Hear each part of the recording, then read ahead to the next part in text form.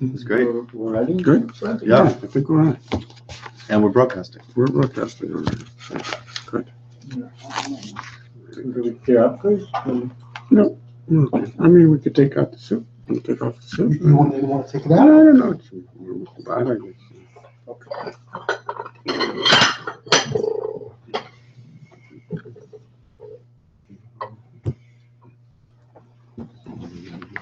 You're here.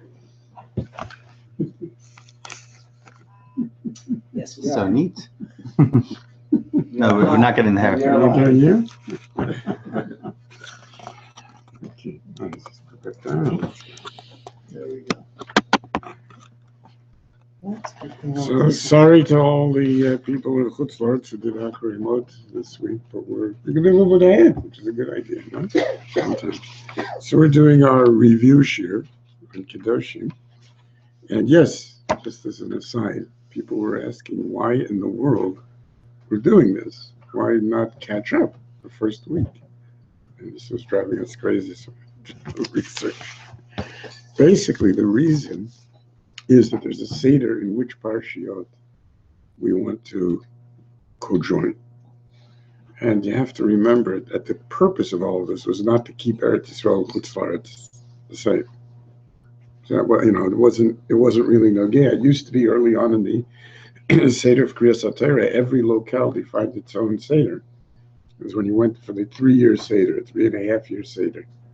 Different people were reading, different communities would read different Sedarim every week.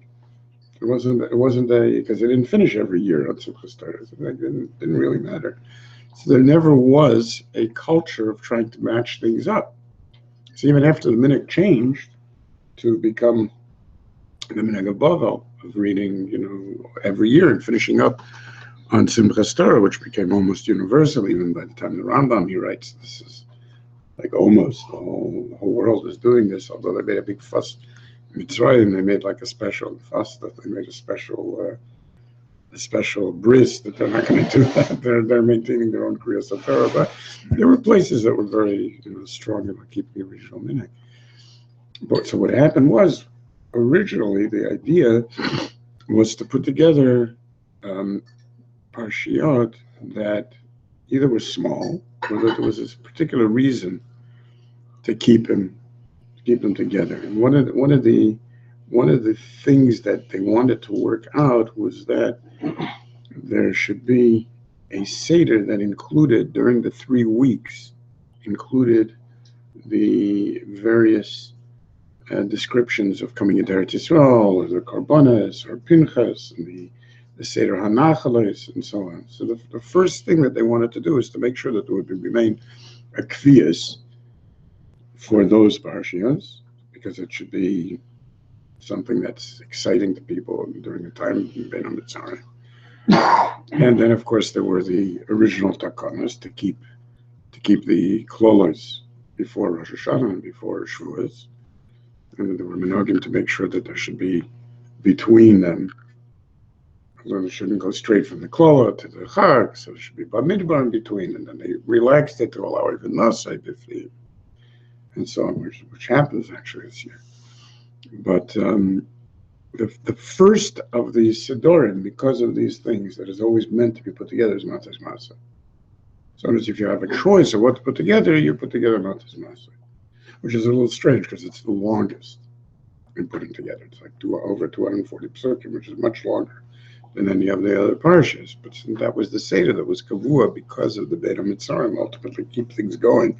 Because this way we'd back up now, and over here, this goes for 3 months until Beit HaMitzrayim, until we get back together. 3 months. It's amazing.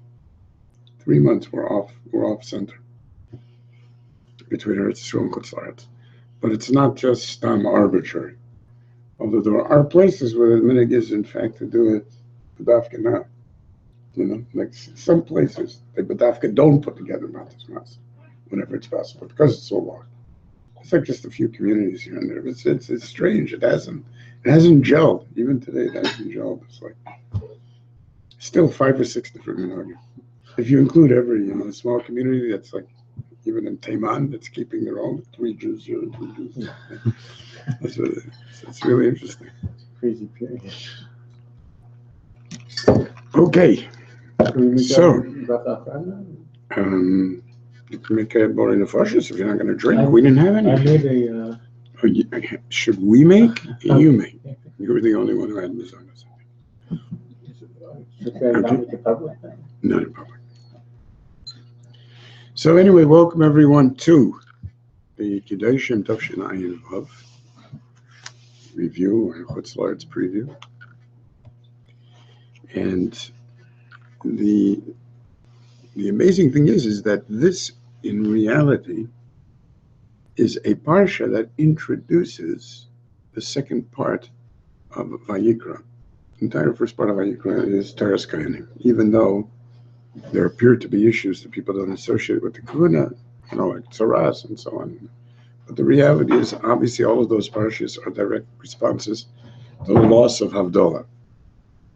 So in other words, Shmini, the breakdown of Mechitzos, created a need to redefine Kahuna in terms of Havdalah, which becomes Yom Kippurim, and the Hakpad on Mechitzos, inside, outside, the Din of Dam, Shkitas Chutz. And also, because of that, the issues of the Kohen's Hora in Havdalah, and literally Havdalah, breakdown in Mechitzos in terms of cancer, the way we understand the Yoledas and Tzaras, all of these issues, mutations, are the same elements as Havdalah, as breaking down boundaries. There's cellular boundaries, reproductive boundaries, and then of course the arayot that occur last week are, even in modern terms, they call them boundaries, breaking boundaries, sexual boundaries. The second part, which culminates in Baharim B'chukotai, is less borrower. Why, when we start in Kedoshim, how exactly do we get to the ending in Baharim B'chukotai? The issues that take place remarkably during our period of Kabbalah Satorah, preparing for Kabbalah Satorah, and Emor, literally the same elements, of Avelos, haircuts, exactly the issues we deal with. And the truth is that if you take a look at the ideas of Kedoshim, particularly, one very, very brilliant key is the fact that we take the same mitzvahs and present them in 2 very different ways, right? So in other words, we take Achrei Meis, we have on the exact same mitzvahs in terms of the arayas, present them in a totally different context of Kedoshim. In terms of Kedusha, we've discussed it many times, I'll review it in a moment. But what that points to is a remarkable thing, and that is that we're preparing for Baharim B'chukotai. One of the things that people don't realize is when we read the Elah Advarim, that Moshe Rabbeinu was commanded to say Lo Pachot V'Lo Yoter, like at Har Sinai.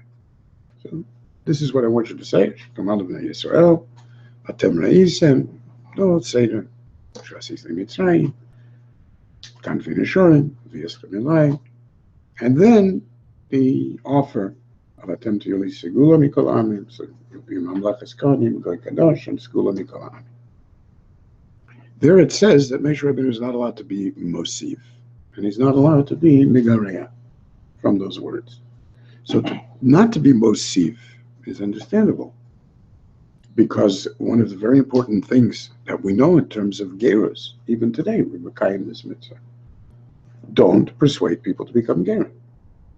So no, not to be Mosif is very, very important. In other words, don't offer them chances at discovering truth, chances at, getting Elam Haba, talk to them about the importance of religion and so on.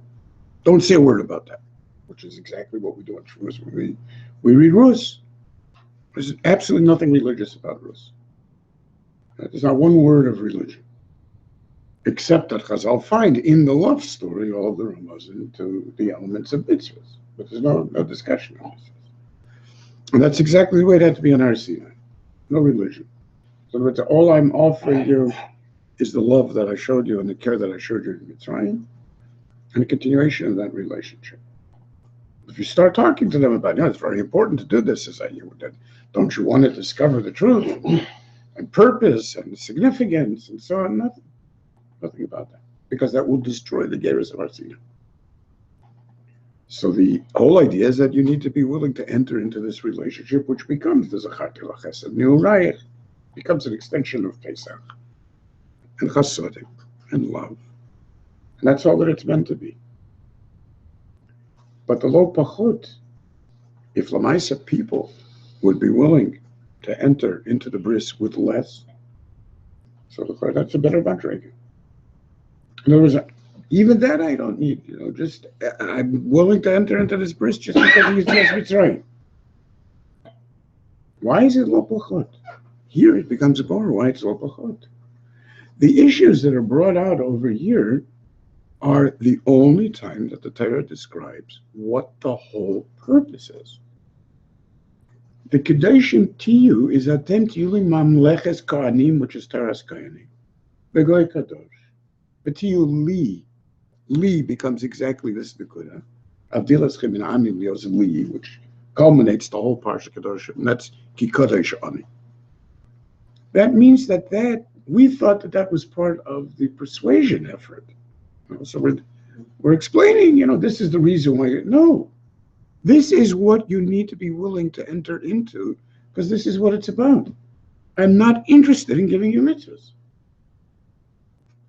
That's the point. If you understand that the context for those mitzvahs is only this idea, a segula, meaning that you're moved out, as Rashi says, this is what I care about in life. If you understand that, and you understand that the implications of that is li, with everything that means here, which we'll be talking about, and you understand that it means kedusha, goy kadosh, right?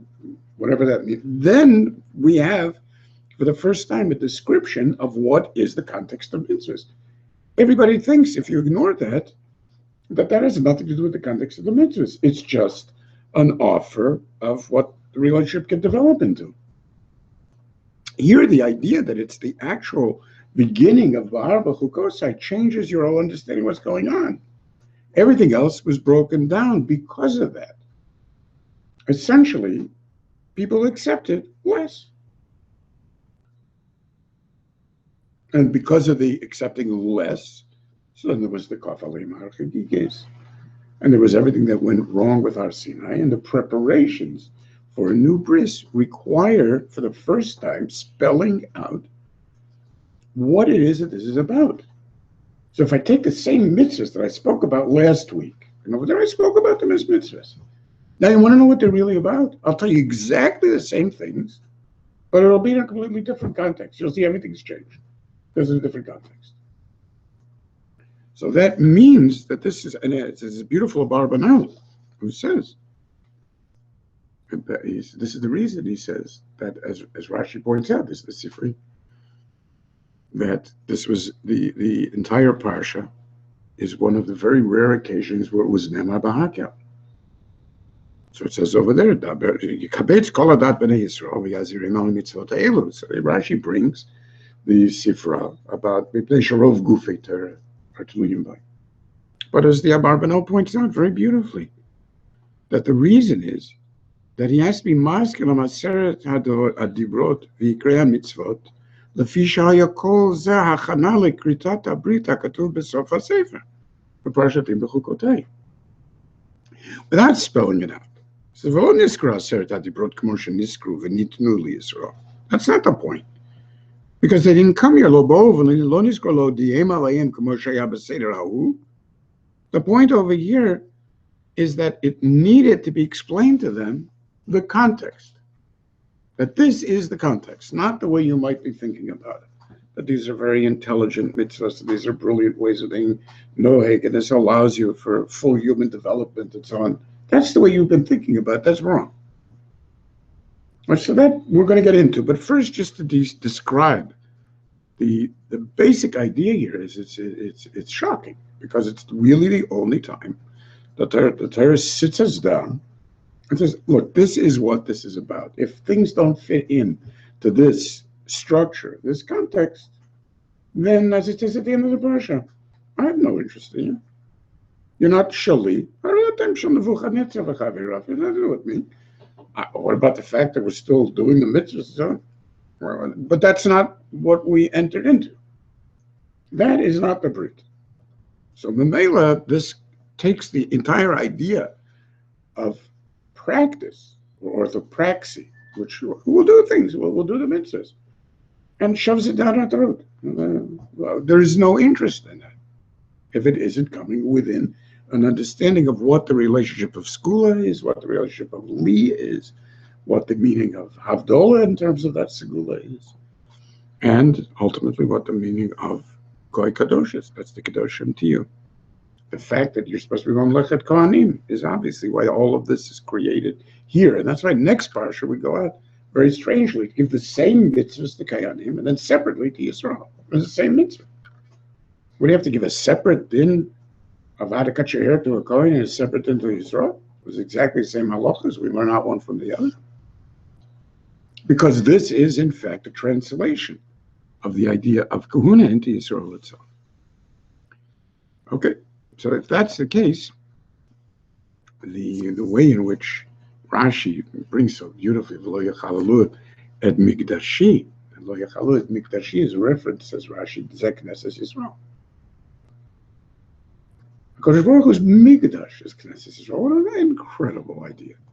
Exactly, it says the same way V'lo yachalalu et mikdashai, says Rashi, when it comes to Aveda of a Balmum in the Korbanos, right? So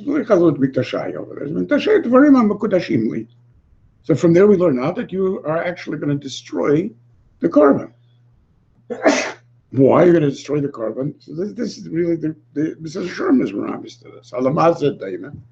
You jump in and you do things, right? So what do you have to go through the whole thing? You know that the Torah is maybe the heroes. What's the problem? I'll do the mitzvahs and I, whatever I understand, I'll implement. He says, they're going Balmum. And he does the Aveda. I mean, so you'll say, yeah, what's the difference? Because he's not shaykh to you. You can't do it. The same thing over here. If you're going to do this, Laman, Chalel, Mikdash, that's what it boils down to. It's an amazing statement. It's as if Laman, as if that's your purpose. That's your purpose, to do mitzvahs in a way that destroys my sense of having a place on this earth. That's Mekudesh. Which, of course, the whole medrash in the beginning, that even before my Bereshis, I was Nikra Shimcha. The Malachim used to call me Eloi Yisrael. So how can you not be Mekudashim Li? So that insight into what the whole thing is about is shocking. To find that Kodesh Baruch Hu calls Klal Yisrael Mikdashi, I mean, it's just like, wow. It's just like there's a mokum within us where we try to provide a place for the Shekhinah, That's this idea, the Beis HaMikdash, we go to visit HaKadosh Baruch Hu, so to speak, in Beis C. So there's a bias differently, but okay. But this is exactly this the Kudah. We provide him also that mokum, that place by being Mekudesh L'Shmi. Okay, so that means it's a description of what Knesset Yisrael is. That's Knesset Yisrael is Luman Tameas Mikdash. He said for the first time, it's the real context of how Har Sinai becomes Mechulel b'Maaseh Egel by not having the proper achana for what this means. So this is the V'lo Pachot. V'lo Pachot. Now, what's most indicative of the change here is the incredible close of the parsha, in which the entire thing is wrapped up with V'avdiletchem min ha'amim liot li. This is a closing psukim. So what does that mean? We said before, the simple meaning is, if this is the way you are, then you can be mine. So that's liot li. If not, so im atem muvdalim mehem harei atem sheli. Im lav harei atem shel Nebuchadnezzar v'chaverav. There's an amazing closing of Rabbi Elazar ben Azariah, who says that there's much more than that here. And that is that the Havdolah per se is the Liotli. What does that mean? So Rabbi Elazar ben Azariah Omer, Minayin shelo yomar Adam, Nafshi katsa bifsar chazir. I hate pork. I don't eat pork. Efshi lilvosh kilayim. It's inappropriate for me to wear kilayim. And there's the Medrash itself continues. Efshi livol arayot. I don't believe in incest. Minayin shelo yomar adam. A person should never say that. Avo yomar, you should say on the contrary. I love it. Efshi, it's great. Why not? But what can you do? Ravisha v'shamayim gazar, like Hakadosh Baruch Hu said, I can't. It's a shame. We could have a lot of fun in this world. So how do I know that that is the way that you have to relate to things? Talmud lomar, v'avdil etchem min ha'amim liot li. Liot li means that the etzem havdalatchem mehem has to be lishmi, because that's what li always means. So li means purposefully lishmi. So the fact that you're different than they are, it has no interest to me. In other words, I'm not interested in a more developed human being, in a more moral human being. I'm interested in people that are sharing this vision of the specific goals that I have with me. So whatever is my vision of what this world is for, and that's the whole idea of dedication, that's Kedoshim, that's Kedoshim to you. What are you dedicated to, essentially? So if you're dedicated to say things, I'm dedicated, so then fine, then you're showing.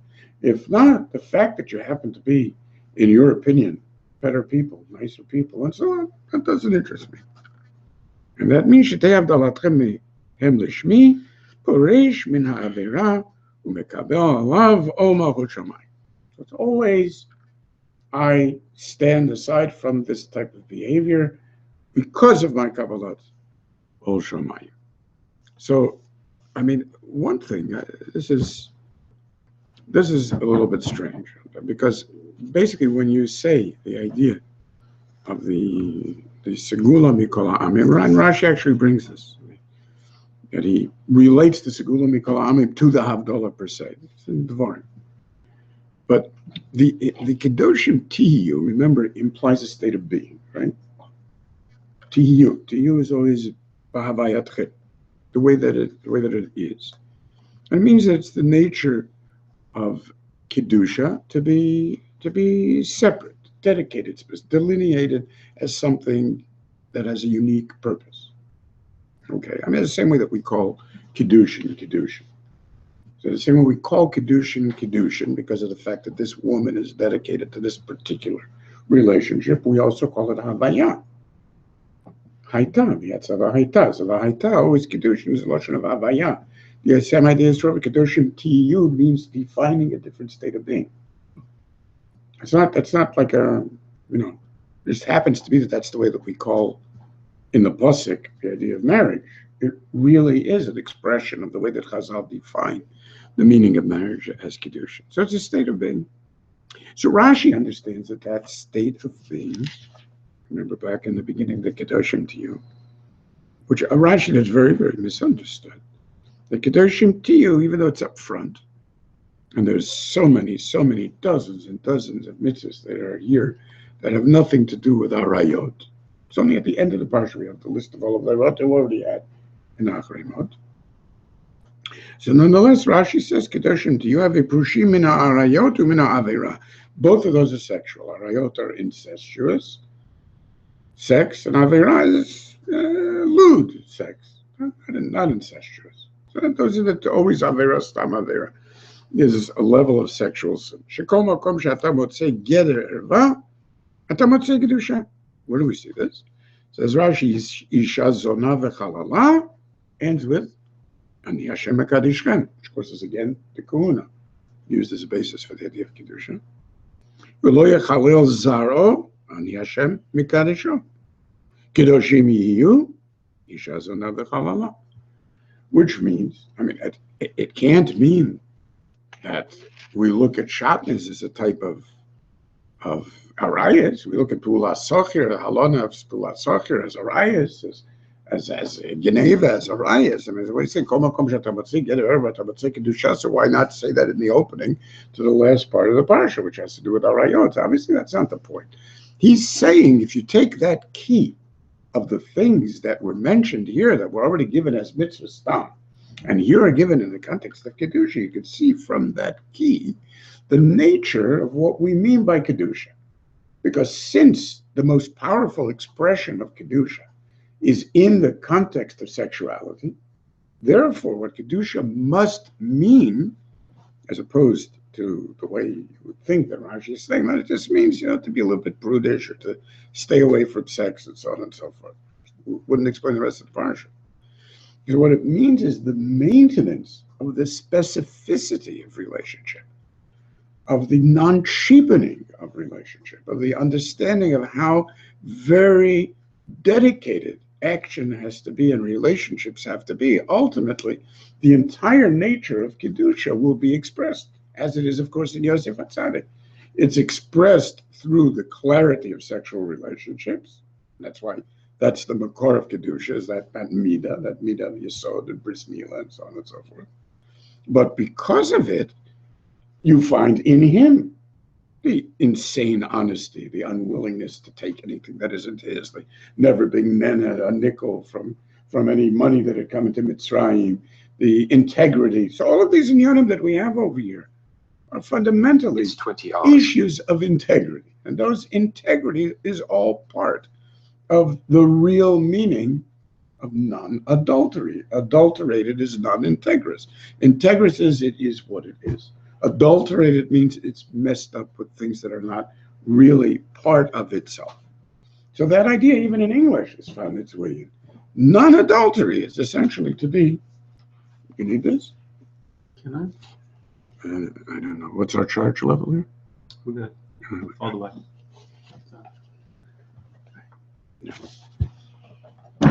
So this is how Rashi explains it. Fine. The Ramban, as we know, Ramban has a very, very different explanation of the nature of the Prushim Tiyu. Not that means Prushim from Erva. Prushim means, as he says, a state of being in which you're not satisfied with mitzvahs in terms of the practice of mitzvahs, because after all, the practice of mitzvahs only deals with the grossest of issues in life. 99% of the issues are not directly nogea, a particular mitzvah and a particular issue. As anybody who ever needed some advice realizes right away, I mean, like, how is this helping me? But that means that you could be a naval b'reshut HaTorah, as the Ramban puts it. And as far as the Torah is concerned, fine. So you stay away from erva, and you stay away from snus of any kind. But, I mean, that doesn't mean that you can't spend your entire day screwing around. I mean, as long as you're not doing Yisur. Certainly without the Yisur Rabbanan, I mean, you could be doing just basically about anything. You spend your entire day whoring. You're a naval b'reshut HaTorah. Or you spend your entire day slobbering over food. The Torah said you're not allowed to do that, you're not allowed to eat. You go to, fancy restaurant every night, $500 meals and so on. You're a naval, except it's b'reshut HaTorah. Your whole focus is on emptiness, stupidity. What kind of human being is that? So as he's understanding that the nature of the Kedusha itself is the overall dedication in the state of being that a human life achieves. It's a completely different take.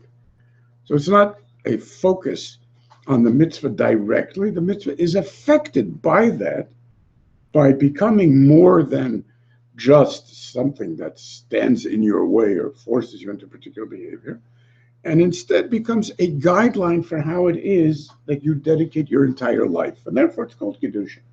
So if I recognize that the overall path that the Torah is providing me is a path that allows me this sense of Havdalah and keeps me on a particular approach in which things are not cheapened, and many of the things that I do have to be dedicated. So I come to a Yontiv, it has to be dedicated. I come to a Shabbos, it has to be dedicated. I come to Period Verivia, it has to be dedicated, so on and so forth.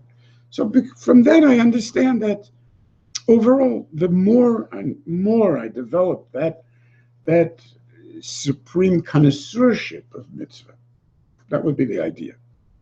Okay, a guy eats at McDonald's every day, there's no Kedusha.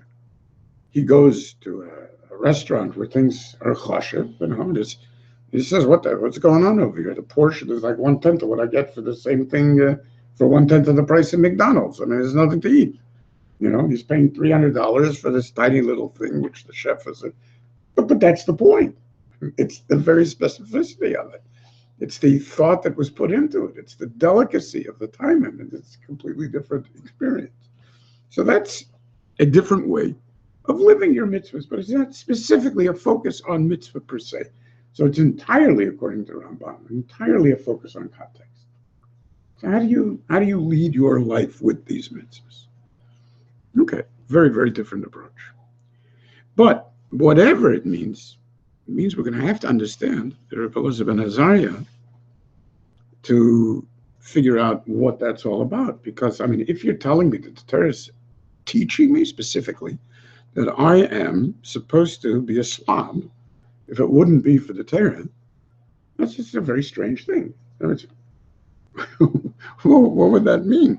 And it's very interesting because the Ksav Sefer actually takes this kipshuta. That's what it means. It says the person who's arrived at a madrega, he says, where he's on such a level of civilization and self-awareness and growth. My Ksav Sefer has disappeared. Do you have the original list over there? How does that happen? I have no idea. I don't know. Oh, here it is. Okay. He says like this. He says, "Is this amazing?" He says, "Al yomar adam yefshi b'besar chazir, efshi v'atorah azra." So, inei HaKadosh Baruch Hu tziva sheniyu kedoshim u'purushim. Take a look at the Rambam. Ayin Rambam, what that means, right? V'yesh b'nei adam sheb'tiv'am mufrashim mikol ha'toivot. They don't have cheshik for that. They're disgusted by cheap things. They don't like it. So lots of people like that. I don't enjoy cheapness. So you might think that that's a good thing. No. Ein ratzon Hashem yishbarach b'zeh. Kadosh Baruch Hu doesn't want people to be civilized like that. Absolutely not. On the contrary, rak sheyeh adam mitaveh lekol. You should want everything. All the garbage in the world. V'yimna atzmo, and prevent himself from eating this garbage, or acting out in this garbagey way, only mishum shetziva HaKadosh Baruch Hu liyot kadosh u'parush lidamod lo. Yan ki anachnu banim l'makom, and so on and so forth. So he uses this to give a hilarious and very sweet shot to Yochel Kamoni. What's that? Kedoshim to Yochel Kamoni? Talmud Lomer Ani Hashem Elokim. You can't be like me. So what is that supposed to mean, Yochel Kamoni? So I'll tell you what it means. Yochel Kamoni sheyu Kedoshim ba'ofen shani kadosh. Meaning, shetiyeh kadosh b'teva. You should be that way because that's the way I am. So you should think you should be that way because that's the way you are. No. But you can't be like that. You have to be on the contrary. You have to be yes mitavet all things. Very cute. Obviously not short, but very sweet. Right? Very cute. It says you're supposed to make your rutzon like Hashem, so Hashem will make his rutzon like yours. Good. So if you make your rutzon like Hashem, how are you going to want the things that are bad also? It's a skewer. Yeah, as I say, it's obviously not really the pshat. We'll see. But to understand that that's what the efshi means, this is definitely not the necessarily correct approach. The truth is that this is the place, because of this question, it's the place where you have to make sense of an entire context of ideas that deal with this issue. Because where are you coming from in terms of what you are? Right? So this includes ideas such as Kol HaGadol Mechavero Yitzro Gadol Himeno. So is the godless means that you're more likely to be chotei or less likely to be chotei? Or lefum tsara agra, which means the more pain you have in doing whatever you're doing a mitzvah, you're being parish ben avera, the more sachar that you have. It's the relationship of kedusha and precious. What is that exactly? Or the question of who's more kedai, to be a tzaddik gomer or to be a bal tshuva? There's a machlokas in the Gemara. So ein tzaddik gomer yochol la'amod, but that's a big machlokas because we find that the Gemara in Brochus essentially has two mandiomen. So we find that we have a machlokas between Rav Chia bar Ava on the one hand, it's going to Rabbi Yochanan and Rabbi Avo. So Rabbi Yochanan's pshat is that kol hanevim kulam lo nitnabu elo leba'alei teshuvah. Aval tzadikim gemurim ayin lo ra'ata Elohim zilatecha. So all of the wonderful Yudim of the Nevi'im were given only to Baalei Tshuva. But someone who has never sinned, and is on this madrega congenitally, that we can't even discuss. That's already ayin lo ra'asa. This says the Gemara is the exact opposite of Rabbi Avo's pshat, because Rabbi Avo says makom shebalei tshuva omdim tzadikim gemurim enim yecholim la'amod. Shenemar shalom shalom la rachok first, and then la karov. Who's the rachok? Is the one who was rachok from HaKadosh Baruch Hu, and then the karov. Whereas Rabbi Yochanan has to explain it the other way around. My rachok, that he was rachok from ever sinning. So he's the one that comes first. This is a major machlokas. This is not. It's like how to understand bichlal, everything that we deal with in life. It's pretty amazing nafkaminas over here. So we have a lot of issues, including the Rashi of Malon Uvelei Munato. Somebody is Aimed on Olam Haba himself. Doesn't mean anything. And that's the way we'll see. We'll get into the details. And the truth is, if we start right away looking into Rishonim, we'll see that the way that the Ksav Sefer takes it to mean that a person is supposed to be Misaval L'Kol. I mean, first of all, we see from the Rambam and the Shemona Prokim very, very much exactly the opposite. It's very powerful. You shouldn't think that. Okay, so he begins with the philosophical approach, which is, this is in the sixth parak, the Rambam, no, never Shemona Prokim. So he says, listen, Omru HaPhilosopim, Sha'amoshel ben Hafsho, Afa Pisha Oseh Ma'asim HaTovim VaChashuvim, somebody who controls himself. He'll never do anything that he doesn't believe is the right thing to do. But he would like to. Umitavel HaPu'ulot HaRa'ot, Nichsaf Aleh, Yeraboshet Yitzro, such that he becomes separated between what he'd like to be doing and what it is that he forces himself to do. And he's osetovot who mitztaer basiyatan. It hurts him because, he has to walk away from that girl. He does not want to walk away from that girl. It's killing him. Or he'd like to eat this non-kosher dish. It's killing him, but he does. That's all very nice. But a chassid who is nimshach, the person feels deep inside of himself, this is the way I want to be. I don't have any desire. To me, the pretty girls on the beach look like a bunch of horses. Why would I want to mate with a horse? So somebody feels that he's on that madriga, and this is what he wants to do. That the chassid is yoter chashuv, yoter shalem, Moshe ben Hafshon, because this guy's constantly fighting against himself, and he isn't what he's doing, whereas the other person is that state, And yet, says the Rambam, and he says, look, this seems to be true, because you take a look at Shlomo, so it says, Nefesh Rasha is Iftara. A Rasha wants, he desires Ra. Mashenke Simcha Tzaddik Asot Mishpat. So to a Polyov, it's Machata. He's terrified of Mishpat. And And he says, but the problem is, if you take a look at Chazal, they seem to say exactly the opposite. נמצא להם שהמתהווה לעבירות ונחשף עליהם הוא יותר חשוב, יותר שלם, מאשר לא יתהווה עליהם. I mean, because, עד שאמרו שכל אשר יהיה האדם יותר חשוב ויותר שלם, תהיה תשוקתו לעבירות והצטערו בהנחתן יותר גדולות. כל הגדול מחברו יצור גדול ממנו. How do you explain that? So why, if he's a greater person, would he desire more averot? It's the exact opposite, right? And not only that, עד שאמרו ששכר המושל בנפשו גדול לפי רוב צערו ומשלו בנפשו. He said, לפום צער האגרא. Because Baruch is rewarding you. What are you supposed to be? So to be someone who doesn't have any tsar and not doing an aver, so as not to be zerchet olam and not to get rewards. I mean, it doesn't make any sense if this is chashiv. Quotes the Rambam. I recall it from a long time ago. He quoted it. Yeah, there's many different pshatim. Yeah, but that is one of the pshatim. The Rambam saying yeah.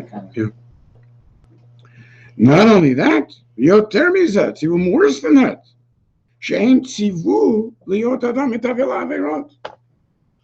According to, so to speak, the Klav Sofer's pshat, right? Didn't they tell people to want averas? And where is that?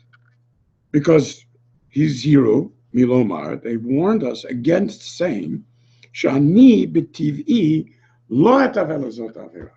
In my nature, I have no desire for such a thing. I never would have done it anyway. I need the Torah to tell me not to go sleep with the local horses in the barn. I don't need the Torah to tell me that. I have no desire for such a thing. And this is what they said. Lo yomar adam I efshi lechol basar b'chalav. It's a different version of the same address, right?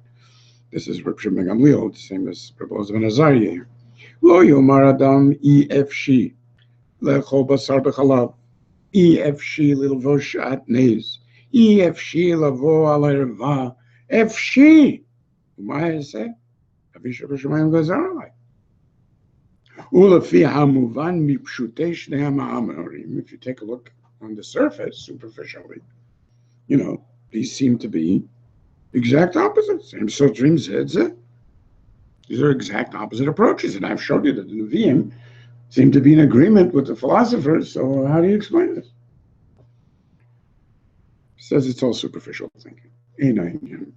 Absolutely not. Shneim emet, ein machloket b'neim klal. One has nothing to do with the other.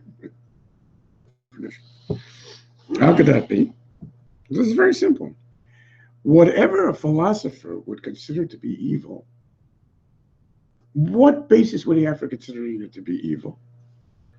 It would only be things that are inyanim for samim etzel kol b'nei adam, shem ra'im.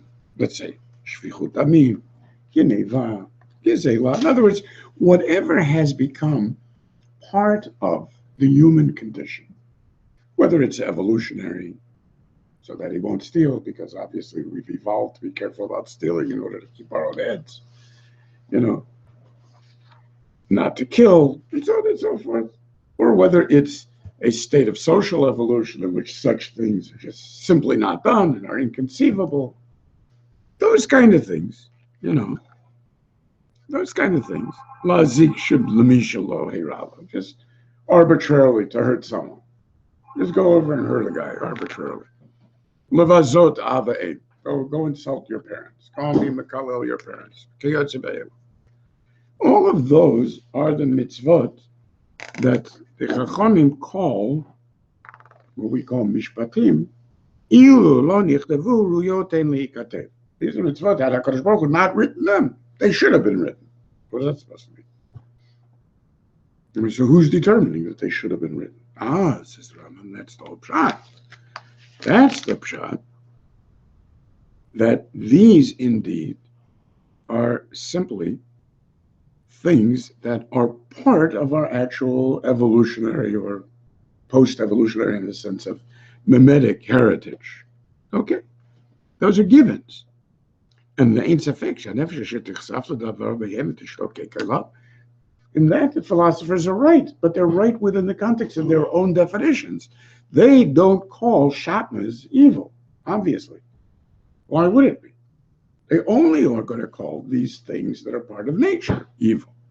They have no other basis for an ethical system that is going to allow them to expand it into something that would include things like not eating chazir. Well, why would that be a question of morality? At most, it would be an issue of health. Okay, so anybody who wants to do those things means there's something wrong with them. And therefore, lo titzteira b'iman amien. There won't be any tsar in not doing things that you don't want to do. You don't want to murder because you're programmed not to murder. On the other hand, all of these other things that I was bringing you about the Fum Tzara Agra and Kalagalo Mechavero and so on, over there, the philosophers will not acknowledge that as being something that's part of the human condition. Right? Those are things that are Torot Shemayot. Those are things that we've been makabel from the Kodesh Baruch Hu. And the truth is, V'ze'emet, Shilom Alei Torah Lo Hayu Ra'ot Kol. What's wrong with doing these things? There's nothing wrong with doing these things. It'll prove to me that something's wrong with that. And therefore, they say, that if a person has some kind of hang-up against sex, let's say, arise, he's got a hang-up because he's got a taboo. But those kind of things, when he thinks about them, I mean, what is the point, as far as he's concerned?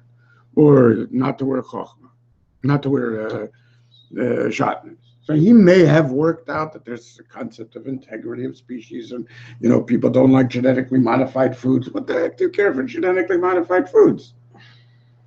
Whatever. I believe it's not healthy. I believe it's immoral. Whatever you believe, who cares what you believe?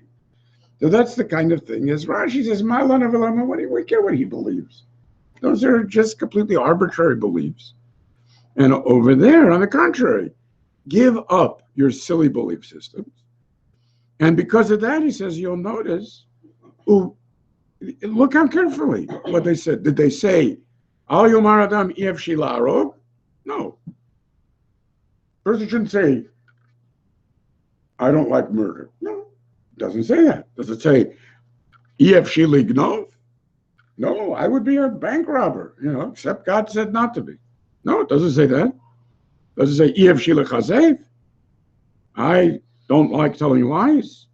Ela Efshi? No, it doesn't say that. It says specifically, Basa B'cholov, Levisha Shatnez, Arayot. Those are what are called chukot.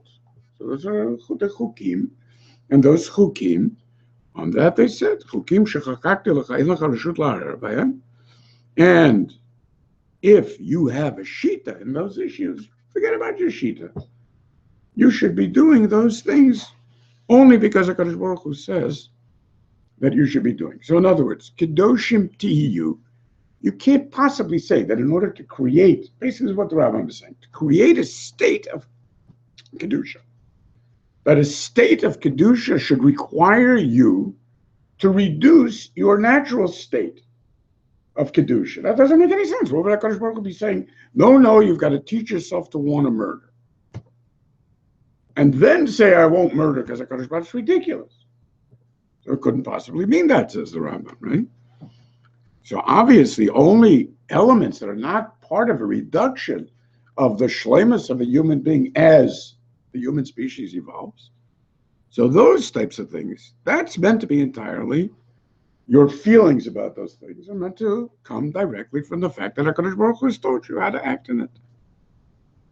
Now the problem is that as we've seen, this is not a very good way of defining the Parsha of Kedoshim Tiyu, because if it were, then that would mean that all of the elements of the Kedoshim Tiyu, assuming that we're right, and that Rabbi Elazar ben Asari is coming here at the end to define what that li means, right? Liot li. He's saying liot li is not just a question of where I take you as mine. Liot li means your entire relationship to it has to be in terms of focusing that it should be me. That's the level of Kedusha. But if that's true, then why indeed does the Parsha include the very things that the Rambam says are not part of that? That you're not supposed to feel otherwise about it. It shouldn't have things about lying, and the lotachachashu, and not having a guy work for you and then telling him to drop that and not pay him. I mean, that's crazy. Only a madman does that kind of thing, right? That's very, very problematic. We include every type of chiyuv that's possible. So how do we explain the F Shiavamayas at the end if that's the case? So what we have to say is that the Rambam, essentially, this is very consistent with the way the Rambam understands the entire sugya, as we'll see in Mishnah Torah. The Rambam distinguishes between two completely different issues. One of them is your state of being, which is the simple Kedoshim to you. And the other is, and that's Havaya, it's the way that you are and you relate to things. And the other is the Li. The Li is the Kavana in what you're doing. So in other words, if I'm telling you, this is very consistent with what the Rambam says in Hilchos Deis. So in Hilchos Deis, he says that basically everything that the person does has to be done with one purpose in mind. And that's purpose. Kavana means purpose. Kavana means direction. So what is it that you're going to be thinking about? Tzorech Adam sheyachavein libo v'chol ma'asav kulam leida et Hashem Baruch Hu bilvad. Everything that he does has to be in that context. Shifto, kumo, diburo, hakol umat ze hadavar. It's all based on that backdrop. Why am I doing this? This is what I'm doing.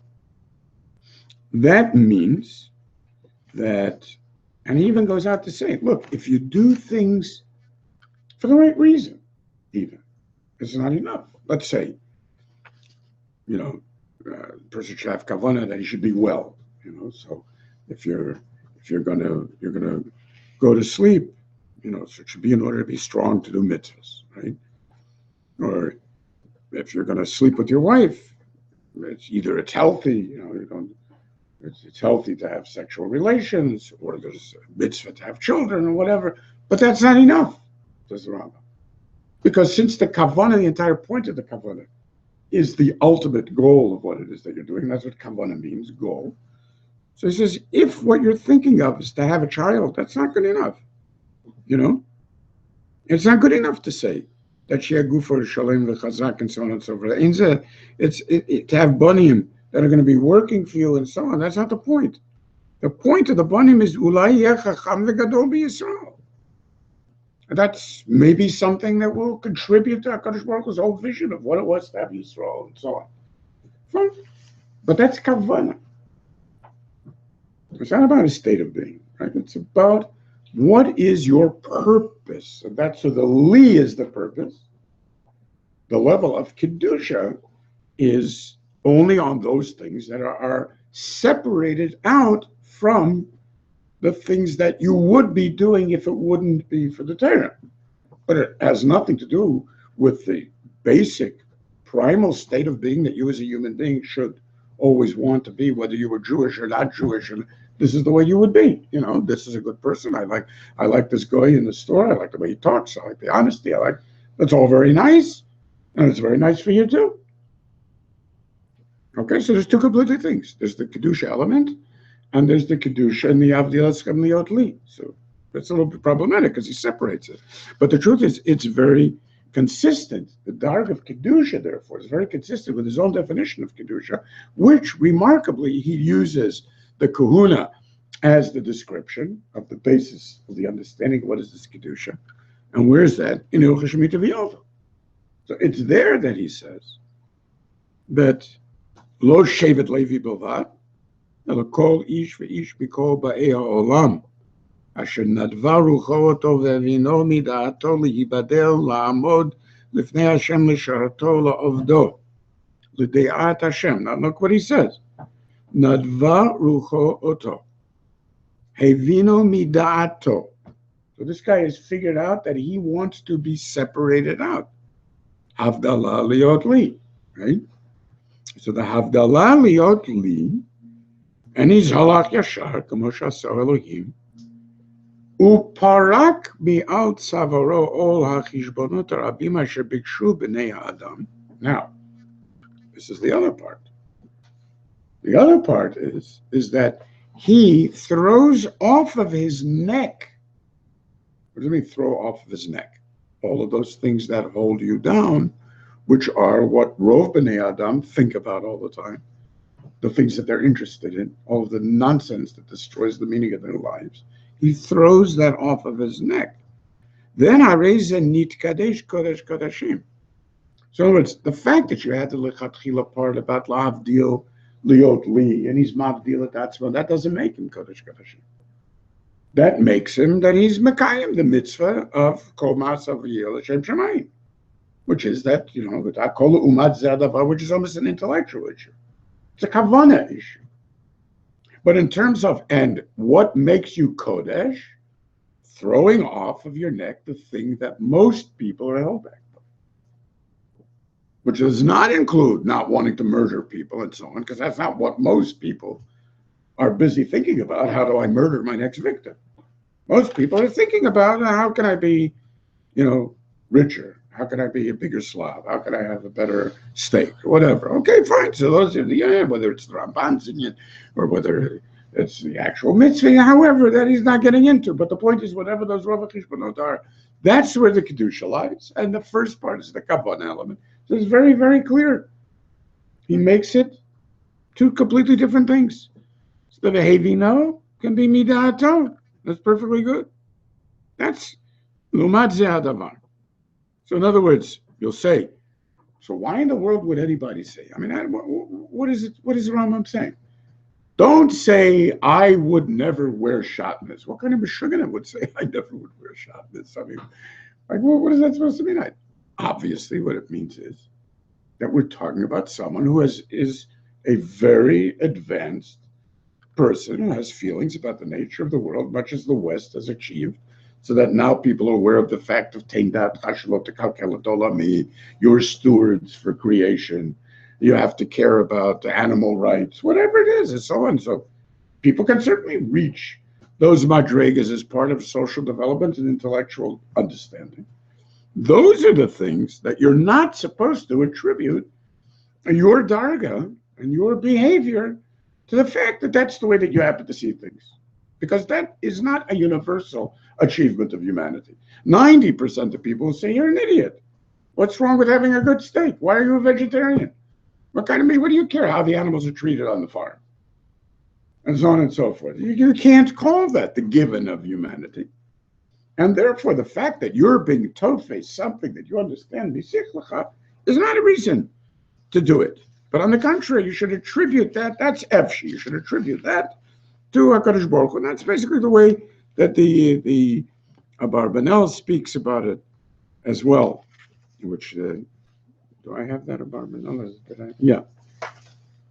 In which he says, look, the point is that we're not coming here in this parsha to simply repeat to you the mitzvahs. We're coming to tell you why you're doing these mitzvahs. She'ein ra'ui shehimatzu lehem hama'alot v'hamidot המשובחות, מפני שיגזור בהם השכל האנושי, אלא מפני שציווה בהם הקדוש ברוך הוא, ללכת בדרכיו, ולדבקה בו. And that's the shlemut. ולא מפני בחינה אחרת, ומשפטי שכל. That's not the point.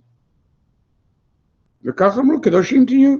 This קדושים תהיו is not just said about things that people call holy, like arayot. Kol hadibrot are included in this.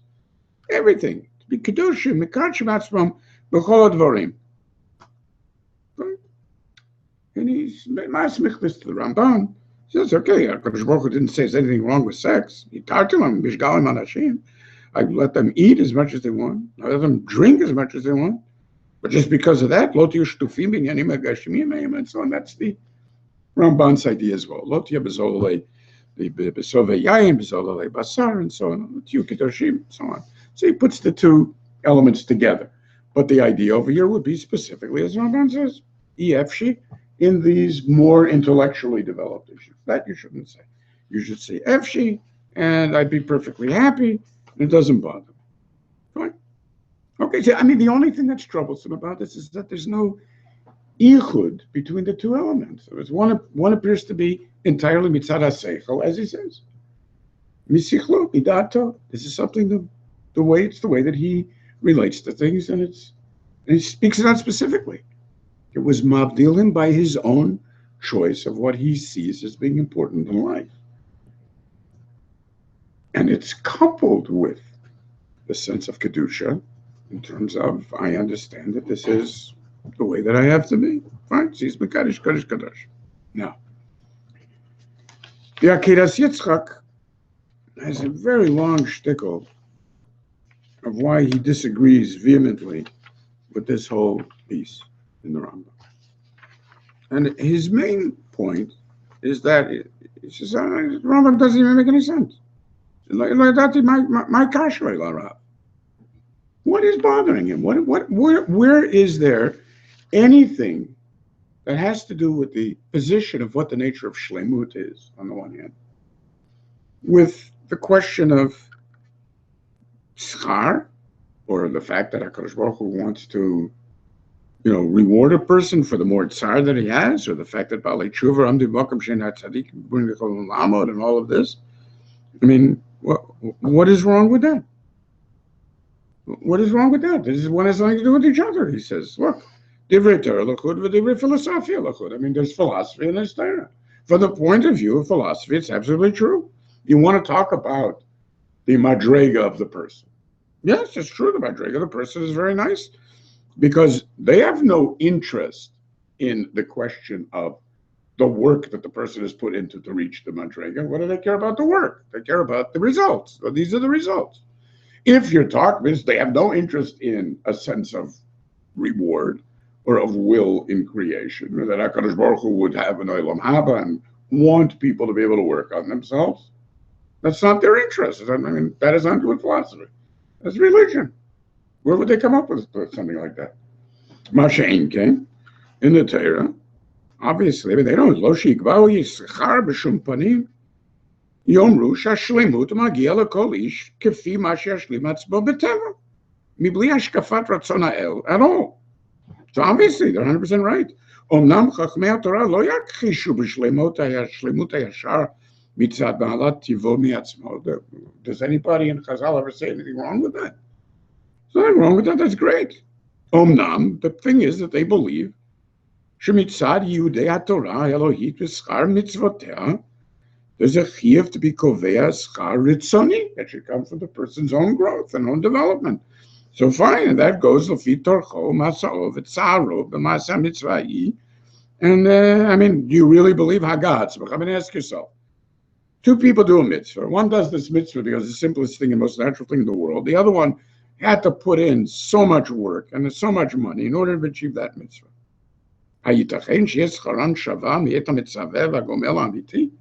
Obviously, that's the meaning of the Futzar Agra. What does that have to do with Shlemut? And so on. Now, the reality is that the Rambam would never have said anything like that for the very simple reason that the makor of this entire discussion is in terms of Kedoshim-5776. Kedoshim-5776 could not care at all about Sachar and about Baalei Tshuva or anything else. It's telling you what you're supposed to be. It's a state of being. What would that? I mean, how could he say in terms of Kedoshim-5776, it's kedai to say Yefshi, that I'd like to be a murderer? Does that make sense? Of course not, says the Rambam. It doesn't make sense to violate the level of your being and to claim that that is going to give you a greater level of being because now you've trained yourself to be a murderer. So therefore, you're on a higher madriga because you don't murder. That's sick. It makes a lot of sense. So in the context of the parsha, how could you possibly say that we're going to separate between these two subjects?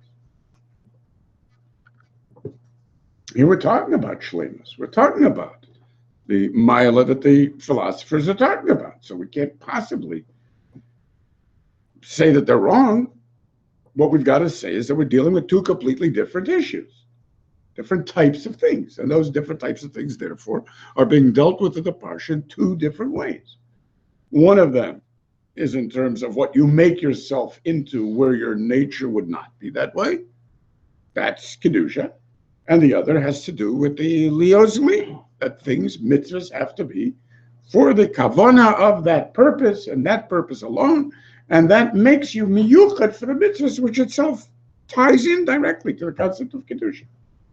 One being intellectual, one being the state of being. But the idea of the dedication, the uniqueness, the direction, and so on are integrated. So even though the things are not the same, but the direction is similar. Right? So the only thing that bothers us about the Rambam is the fact that we have two different issues. Even though they tend in the same direction, one cannot confuse the level of the Reza Diskadish, Kodesh Kedoshim, which comes not from the fact that he badel midato, but from the fact that he threw off from his neck all of the nonsense in order to achieve a different state of being that would allow him to be Oved Hashem in this fashion. That's a little bit troublesome. And because it's a little bit troublesome, there's a brilliant approach by the Rabbeinu Bachya that deals with this problem, makes the entire thing an issue of state of being, and seems to be utilizing the element of kavana to change the nature of the state of being, which doesn't make much sense. We'll see that what he's doing is something much more profound. So here's what the Rabbeinu Bachya says. The makor of the whole idea in which something is natural and yet the Torah includes it in the mitzvahs as if you would, if it wouldn't be for this mitzvah, you would be interested in doing something that you would have no interest in doing. And in giving it as a mitzvah now suddenly expands the nature of schar of mitzvah. The makor of that is in last week's parsha, which is the Yisurim about dam. The Torah makes this major thing about blood. Now, how many people are going to go out there and drink a cup of blood, really? I mean, what is the mitzvahs given only to vampires? I mean, what kind of weird mitzvah is that? So because of that, huh? I heard that in Mexico it was a thing, that whenever they shecht the bulls, the locals would come and catch the blood. And catch the blood. Masai. Sorry. Yeah. Okay. But Lamai says, Chazal say there, That's why they're Mexicans. Im dam, shenafsho shel adam kotzah. So people generally are disgusted by this. Haporesh mimenu, zocher lo levanav, as it says in the parsha. So gezel va'arayot, shenafsho shel adam mitavel lehem u'b'chamadatan lo koshken, things that people want, they enjoy. So for sure, that's going to give you a tremendous amount of schar. Now, so notice, first of all, he's changed the narrative here completely. Because what he is talking about is the difference in desire or lack of desire. Now, that's not anything that we talked about before. Right? We were talking about the question of not desire, but the level of how you feel appropriate behavior is a given. When the person says that, I wouldn't sleep with such and such a woman, we understand that he may desire that. We weren't talking about desire. When he says, I would never steal, that doesn't mean he wouldn't like to steal. It just means he would never consider actually stealing, but it's something that you certainly would like. I mean, why not get $1 million for free? It'd be very nice. I won't consider doing it. We were only talking about the efshi. Will I consider doing it? Not whether I desire it or not, right? So he's changing that whole idea. Now we're talking about the difference between desire and non-desire. So we're already right at the beginning of his pirush. We're talking about something entirely different. All right. So he says, in terms of desire, there's 3 different statuses that you need to recognize in terms of mitzvahs HaTorah. So this is something entirely different from the Rambam's Chok and Mishpat distinction, which has to do with understanding and whether you would or whether you wouldn't on your own. So he says, look, there's shlosha chalakim. One chelak are mitzvahs that are given about issues that you would desire. So you have things shateva yechamdenu, that nature would drive you to want. You certainly want sex, you certainly want money, and you would steal and you would do whatever is necessary, except that you won't for whatever reason. And you and Chazer as well? Yeah, and whatever, anything that you would like to have. Yeah, yeah. The second thing is the opposite, things that you would never even think about. I mean, most people are naturally put off by the thought of eating spiders or drinking blood. You're put off by that, and yet the Torah is mitzvah on you, right? And the third thing is where you have no particular feelings about it at all, like wearing shatnez and so on. I don't know. I don't have any particular feelings about it one way or the other. So those are things in which, in terms of the desire, they are desire neutral, like Sriyat Kilayim, Levishat Shatnez. This is a completely different way of categorizing the issues. Okay, therefore, Yitztarech Adam Hamuzhar Mishloshtam, a human being who has to deal with these three completely different issues, has to Yarchik. I mean, what he's saying is mad on the surface. Yarchik v'yitaev b'tiv'o hachelek hachamud kishem shemarchik v'yitaev hachelek ha'ma'us. A person has to naturally make himself be disgusted by the things that he really desires as much as he feels disgusted by the things that he would be put off by. But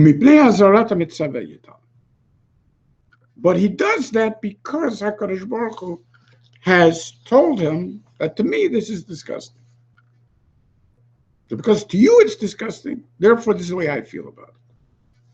And since that's the case, she'im b'chelek ha'ma'us hukba schar kavchom b'chelek ha'chamud v'lechein amru Chazal al yomar adam efshi lechol b'sar chazir ela efshi u'ma esev avisha b'shemaim gazar alay. I mean, on the surface, it makes no sense at all. How can it be b'tivo? He's supposed to feel in his teva, but it isn't b'tivo, right? Let's say efshi. That what? Saying he is saying a remarkable thing. And in order to understand him fully, we need to see the way that he views this entire end of the parsha here in the Liotli. What he's saying is that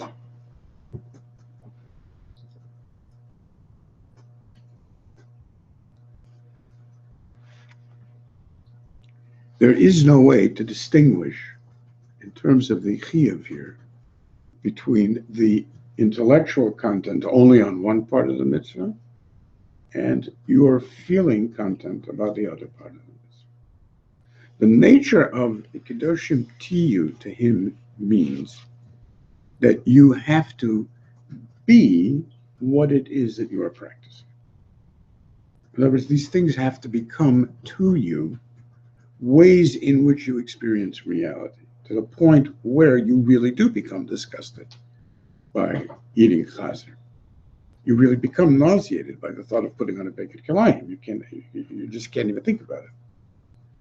Because of the fact that this is most to HaKadosh Baruch Hu. What does this mean? The understanding of what it means, in other words, EFC to him means after you have achieved a level in which you feel about these things, and this many from people feel that way, right? Pork, I couldn't eat pork, right? So you feel a tiyuv for no particular reason. You feel a tiyuv to eating pork. So even a guy becomes non-frum, yeah, I can't eat pork. What do you mean can't eat pork? Well, I don't know. Somehow I've learned to feel disgusted about pork. Okay, but now you don't believe there's any meaning in it. So I mean, what, you can't get over your feelings. That's the idea that the Rabbeinu Bachya understands. Is don't say EFC. In other words, after the learning process, in which now you have become a particular way of looking at things, and you've started to feel that way, do not use your feelings as a justification for what it is that you're doing.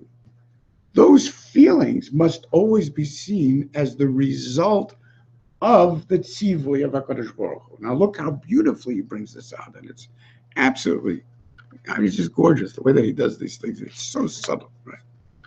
So he says, "Avdil etchem amim liot." That what he said before, that's in Dvorim. What he says in our parsha is like this: "Avdil etchem amim liot li." So Chokhmat Torah chivalanu liotinu muvdalim. We're supposed to be muvdal, supposed to be segula, different. And that difference is in everything: the way we eat, the way we drink, the way we look. Umitoch she'anu misugalim b'mitzvot haTorah. So the goyim can't stand that. What does that have to do with anything? Goyim can't stand that. I mean, what do we need to know that that's important? Umitoch kinatam yisnuu otanu. They start hating us, and that's why it says that Sinai is called Sinai because of hate. Right? Sinai is Mishum Shesham Yatzah Sinah to the world against the Jews.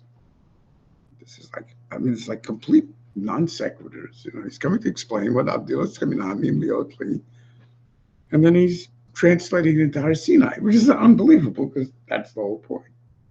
So what he's saying is that somehow the very fact that Har Sinai expresses a relationship of Sina, this is something that is going to bother them, and it's an indication of what is meant in this parsha. How could that be? Uber Midrash. First of all, it means the fact in love at Nebuchadnezzar for Chavirab. But Rabbi Elazar ben Azai Omer, Minayin shelo yomar adam yefshi lilvosh kilayim, yefshi lavo al harayot, yefshi lachol basar chazir, elo yefshi. Uma yaseh avish b'shamam gazar alay. How do we know? Talmud lomar, v'avdil etchem min amim liot li. Shetehei havdalatchem mehem l'shamai. Fine. So far, it still is not at all clear. Okay, now dig this. This is wild. Now you must know, he says, the Mashi Yizkir Lashon Amim. They say Avdil etchem min Amim. What do we talk about? Is it the Goyim? Is it the Amim? He says Amim does not mean Goyim. Amim comes from the word Amum, which means dark, hidden, confused, dim. Ma'amim is to dim. You want to dim the lights in modern Hebrew, you're ma'amim. The lights. Dim. Dim. Because, and this is the Targum, Kehe Amaya, the dim nations. It's a double meaning of Amim. Actually, blind nation. Mm-hmm. Kehe, no, Kehe. It's also blind. I don't think so. Okay. Ki ha'umot kohu enehem mirot or haTorah. Basically, they don't respond at all to the or haTorah. That's the type of blindness you mean. That's what you mean by blind. Yeah. No, not that you can't see, but that, No. yeah, no, that's true. Yeah, they're blind to something is what we would say. Yeah, yes, that's 100% true. Lefisha ein lehem Torah, v'olchim b'darkei hachoshech, u'chinyan shekatuv v'haya b'machshach ma'asehem. What does this mean? Oh, v'Yisrael zochim hem l'or haganuz, shenemar ner l'raglei dvarecha v'or l'netivotai. Now, all of this seems like total non sequitur. So what is it he's trying to explain? Unless he's Gufa coming to say, look, I'm not saying that they're not aware of exactly the same issues, but I'm saying that that awareness, which to us is or l'netivotai, my pathways, which is ultimately my development in life, comes from or. From them, and that's the chokhmah b'umot ta'amim, Torah b'umot al ta'amim. So whatever development they have, maybe extraordinary development. I mean, you take a look at the development of the West and the entire advancement of humanity on every possible level.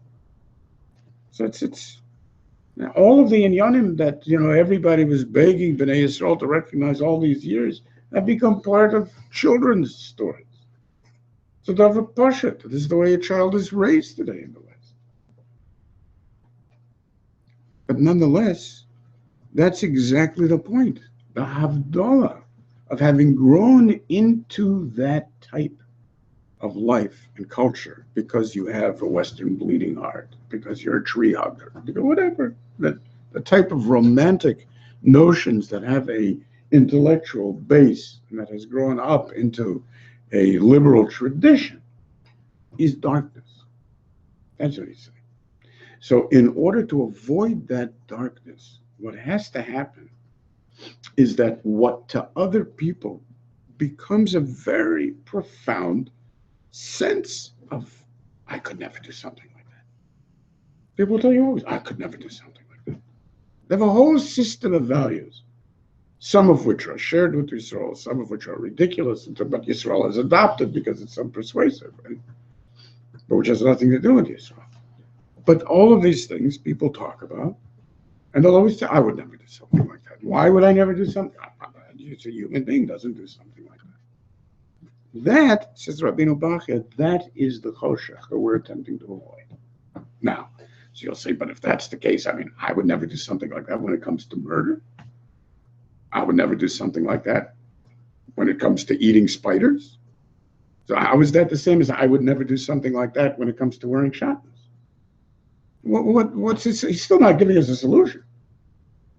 All he's claiming is that the development of the way that you are can come in different ways of your relating to the world. You can relate to the world through the Or HaChochma, which is not called Or, it's called Amamaya, or L'Netivotai, which is Chochma, and that's which is the Torah, which is the Oragonus, which is Elam Haba, which is the nature of the Segula of Yisrael and the difference. And that becomes the Avdilatchem. So how does he solve the problem of the differences just because he's reduced it to Taiva? How does he solve the problem that the Rambam was coming to address?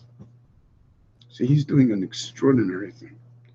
What he's saying is, let us imagine that you have developed a sensitivity to the mitzvah satira simply because of the alignment that your mind has with HaKadosh Baruch Hu's Ratzon. Such as many people feel this is the way the world is. I'm not supposed to eat chazer. So little children can feel that way. It doesn't take a great deal. Somebody who learns Torah and becomes sensitive to the mitzvahs will feel that way indeed about kilayim. Will feel that way about eating tevel. I mean, when you know people, I'm sure, that have those feelings, and you may have those feelings yourself. But to eat tevel, it's the same thing as eating chaz, and it's a little bit more sophisticated. But like the Ramchal says, and if you have a suffix of an issa, would you eat it if it had poison in it? I mean, that's just natural. I don't want to eat it if it has what about if it has filth in it, bacteria in it? I mean, you wouldn't touch it. Why would you touch it here? I mean, why? Because there's nothing wrong with it.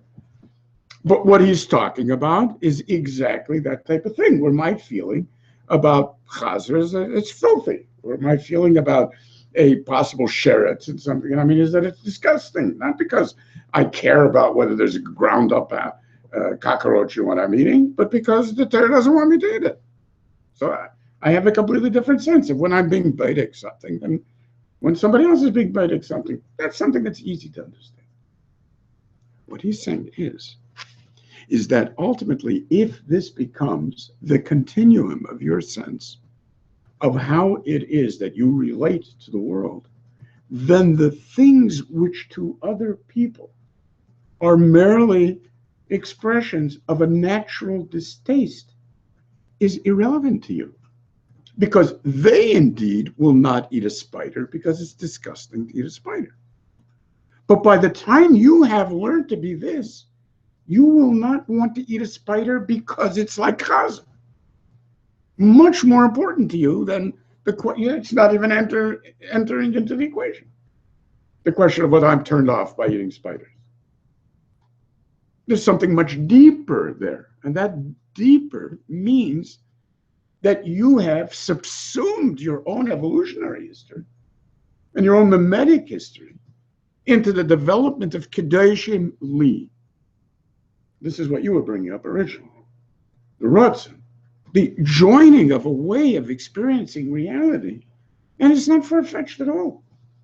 It's not the least bit far-fetched. The genius of it is that it touches on the underlying nature of bris, which begins, it's ma'achid all of the inyanim because it begins exactly the way that bris begins, with sex. That's the point. In other words, the whole nature of bris is joining the Darwinian expression, which is going to be based on your genitals and your reproduction, making that the transition into the Adam, who now engages, not because this woman turned me on, but you think I just deposit my DNA wherever I happen to be turned on? What am I, an animal? But because I have planned out that this is the thing that will give my children, as the Rambam says, a chance to be Gadol B'Yisrael and so on and so forth, and contribute to the development of a world in a way that is good, so on and so forth. Again, these are not esoteric, weird things. These are things that people do all the time. So they may be turned on by some woman or something, but even if they're nichshal, they'll be nichshal with a condom. I'm not interested in giving DNA. So the whole idea of bris milah is that I'm dedicated to this. I really am dedicated. It's not even a stira. A guy who may go to a whorehouse and wear a condom is not a stira to his commitment to continue to be a Jew in terms of the nature of bris milah in the basic sense. No stira. No, guys have a yitzhar. But this is a completely different issue. And therefore, in the whole idea of bris is that ultimately there's a subsuming of what were initially completely nature-oriented responses that mandated responses. And so everything simply came as the automatic response to whatever stimuli were acting upon you. The nature of Brit meant that you're going to separate first between the direction of those stimuli so that you will utilize the same stimulus. Obviously, you're going to be making use of exactly the same mechanisms to reproduce the way you want to reproduce. So we'll utilize the same stimuli, but what will be different? The direction will be different. And that's what the Rambam was talking about. The direction can be different. As I say, again, does that mean that you're on a madrega? That you're not going to go to a whorehouse? No, not necessarily. But that's in terms of the direction. So Kol Ma'asecha Yu L'Shem Shamayim would still be true. What I do L'Shem Shamayim. When I'm nichshal, I'm nichshal. Sielech v'yaseh ma'asher libo chafetz. Just don't be l'chal L'Shem Shamayim. Avera Lishma is even possible.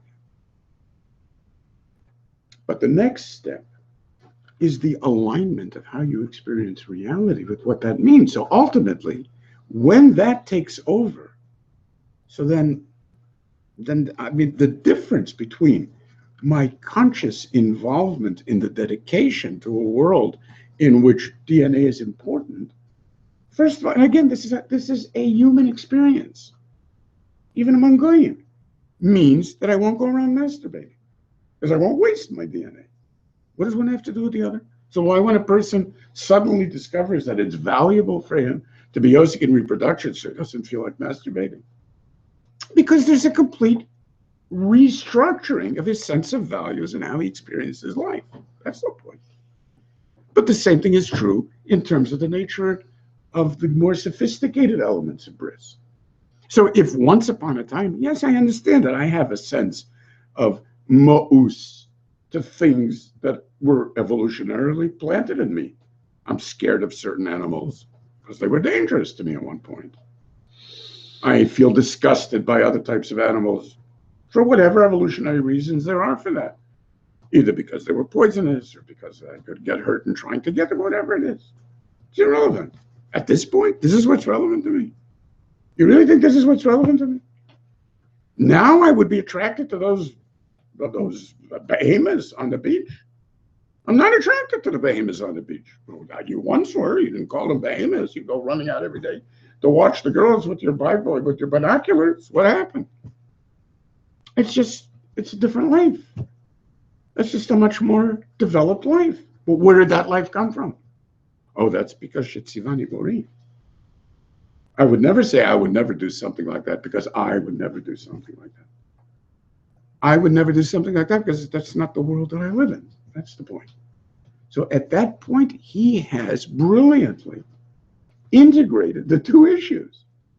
So that the nature of how you experience reality, which is the Kedoshim-5776, has become directly connected with the Chayfetz HaMitzaveh, the experience of nature, not just as nature, which is a place I don't want the genetically modified, but where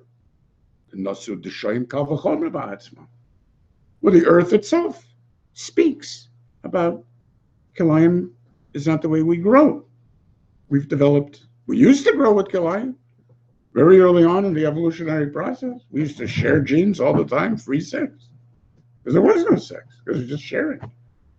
But think of all the mechanisms that have become implanted in the nature of evolution itself. Okay, so there's a development in that sense.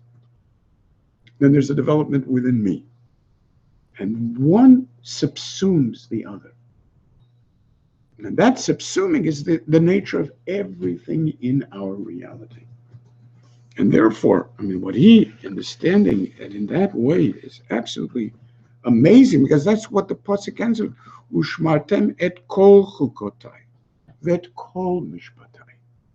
Why kol? Why kol? Why mishpat? Why chok? Because that's the point. It's putting it all together. This is the words asher hivdalti atchem litamei. But that's the point. You'll become tamei from this. Don't you understand? It drags you down. And I want to build you up. You say, but I don't understand it. But that's the whole point. You'll become it. You have to understand it. You will become it. And if it wouldn't be for that, you think that they would hate you?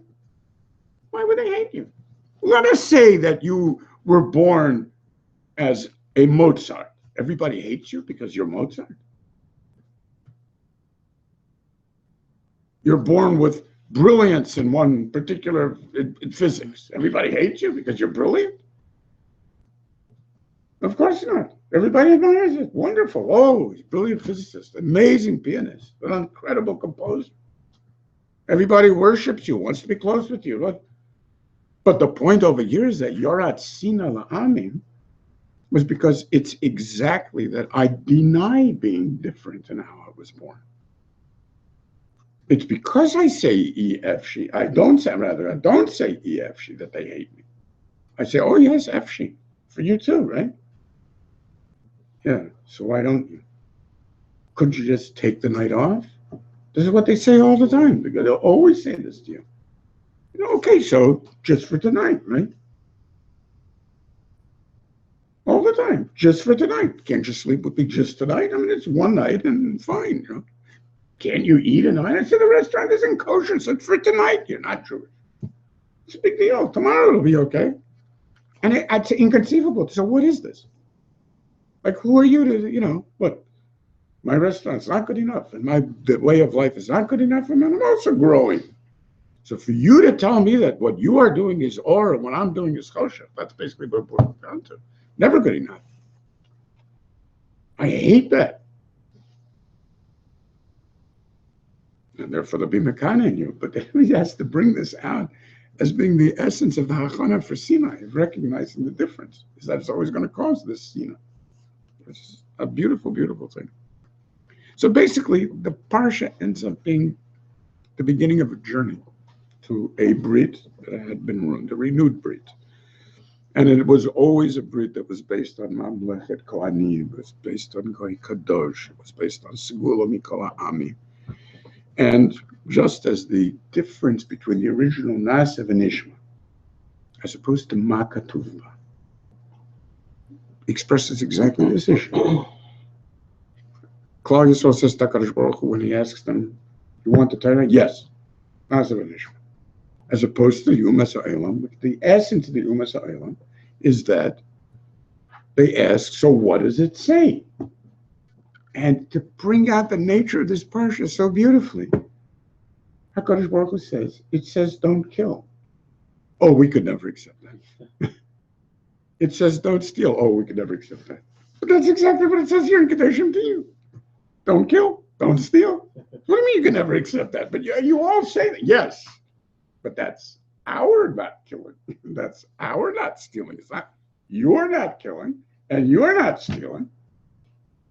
I'm not ready to give that up.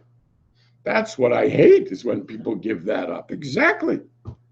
So it's almost as if the whole Torah was based on this discussion, right? The whole beautiful giving of the Torah. Are you saying? You would think, like the Rambam is saying, you would think, well, you tell the guy, it says don't wear shatnez. Oh, for heaven's sake, that's ridiculous. No, it says, it says don't kill. It's like, what's going on? But that's exactly the point, that it's a completely different experience of the very same things. And that's what the Rebbeinu Baruch is bringing out. So they hate the idea of giving up in themselves, their sense of like, I'm going to do what is... Right, because it's always self-worship in the end. It's complete control. Right? In other words, I'll make the decisions, basically, I mean, if you're gonna tell me when it is that an abortion's okay too, is that part of the don't kill? Or am I gonna make those decisions? I mean, is it gonna be women's right, or is our body, ourselves, or Privacy. and so on and so forth. I mean, it extends obviously endlessly, but it's an amazing thing, and that's the difference. It's a difference in kind between us and what Rabbeinu Baruch here is calling the powers of darkness, basically. The Amamaya, right? Powers of darkness. Sinat Ami. And that means that the entire parsha is essentially a Haggadah. It's a Haggadah to this. It's a Haggadah to Sinai. It's the only place where the Torah unabashedly describes the nature of the context of the bris that we're getting into. We could have missed it. And did miss it. Bottom line is we did miss it. Yeah, the ultimate reconstruction of the Har B'chukotai. Without this, we are left with what happens every single time there is an attempt to switch the world to Adam. It happens every single time. So there we are in Gan Eden. Okay, so now you take over. Start being Karei Shemes. Start deciding about reproduction. We get ourselves thrown out of there in 6 hours. It's unbelievable. Come to Har Sinai, 6 hours. Same thing. Boom, 6 hours. Crash. Oh, it comes Boshesh. Yep, 6 hours. Okay. Time to get thrown out again. and then it becomes Boshesh.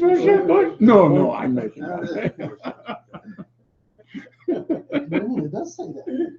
Yes, but not in this. Stop. I wouldn't have put it out here. You're only the Baal. Comes to Yom HaShmini. Oh, new beginnings. Right? You would have to go to Yom HaShmini. First it comes to Nayach. Here we are, ready. Got it. Elam Chadash, Ra, Elam Chadash, Nayach. You're ready to go? Okay, ready to go. 6 hours. Drunkard, madman. No, don't look at him. He's not what I want. It's hilarious. You come, the same exact thing happens with the wine, Yom HaShmini. It's always the same issues. The question of your mental state. The question of whether you're going to believe, because there's no alternative. And I'll tell you why brilliantly there's no alternative. This, essentially, is coming to answer. It's the only possible answer. The age-old question, why the hell should he care? That's the age-old question. Nobody can put their minds around that question. So people tell you, of course I believe in God, but I mean, come on, God, the universe, everything, what does that have to do with me? I mean, he's going to care about me, One out of, what's that? That's a mullet. No? It's everybody. Why would he care about me? I understand. He's got 10 quintillion planets. Who knows how many universes? Who knows how many intelligent life forms? And who knows how many, the population of even one little planet somewhere. He's going to care about me, like, I'm going to do this, I'm going to do that. And he's looking at me and he's interested. I mean, come off it. What is this? A joke. Why would he possibly? I mean, and And if there is such, why would a God create a universe? For what? I mean, there's only one answer. The answer is what the Nachash's answer is. That was the original Yetzirah. Whatever it is, it has nothing to do with you. Now, when you grow up, we will teach you about video games. Okay? This is a big video game. So basically, he doesn't want competition. This is what Nachash says. Whatever creation is, you're not supposed to be playing with it. Okay? So you are not players. You understand? Your piece is on the board. That's the important thing. That's what gets Adam Rishon knocked off. And that's what gets everybody knocked off. The same thing happens on our Sinai. Exactly the same. So why does he want me to do the mitzvahs? There's a plan. There's a plan. I don't want to be a part of a plan. Who knows? And that's exactly what it is. Kafaleh. So what do you force me into your plan? It's all rape. We're always raped. God is more powerful, and God is telling us what to do. And I don't want to give my life away to rape. I just don't want it. This Kedoshim to you, and to you, the Segula Mikol Ha'am, is the only answer to the whole issue, and therefore it has to define the relationship to the mitzvahs. Because the one thing which is remarkable that every person acknowledges is that we have absolutely no clue as to why it is that all boundaries fall away when there is that existential experience of love, not the emotional experience, which duplicates for a short time the behavior of love, which is essentially chesed, that drive to life, and then interrelationship of kikadosh ani, of dedication to the same incredible reality, which is the most intimate connection that you can have. The sense of what that does to boundaries, the mekakelet et ashura, it's the opposite of boundaries. And that's what all of these issues are about the boundaries that need to be put into place where love has not penetrated, essentially. Where ultimately, HaKadosh Baruch Hu says, I'm going to be walking with you in Gan Eden and ke'echad michem. I mean ke'echad michem. Because that's exactly the point. So is ke'echad michem. There's no, to say that HaKadosh Baruch Hu should fall in love with a little baby like in Yechezkel. For what?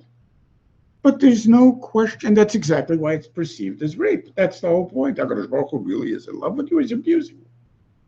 That's ultimately what it boils down to. It's only the experience of the chesed neuraya, which is chesed neuraya, in which there are no boundaries. There's no feeling of he's too big for me and I'm too small for him. There's just one unified interrelationship of Kedoshim Tiyuki Kadashani. And those words say it all. Kadashani, so that's why I can't be Kadashani. I mean, you're everything and I'm nothing. I'm the Bria Shvela Fela who has no das and has a. I mean, what are you telling me, Kedoshim Tiyuki Kadashani? That's insane. Unless that's the whole point. But the whole thing was about this, to be able to share this with you. Before creation was even there, they used to call me Eloi Yisrael. How could you even question? Like, what else would it be about? Why would there be a creation? What possible need could there be? It's only what is. If it's what is, it means that you have that connection to what is. What more could you possibly want? So ultimately, that's what it's coming to discuss, to avoid all of those issues. That transition time to Adam is a very painful time because the Adam takes a very long time to become commensurate, as Rabbeinu Bach is saying, his teva in the ultimate sense, not just in how he feels about what he eats or what he has sexual relations with or what it is that he studies or his careers, but ultimately his experience of the nature of love and sharing of existence, which continuously develops all the time. I mean, take a look even in terms of social development.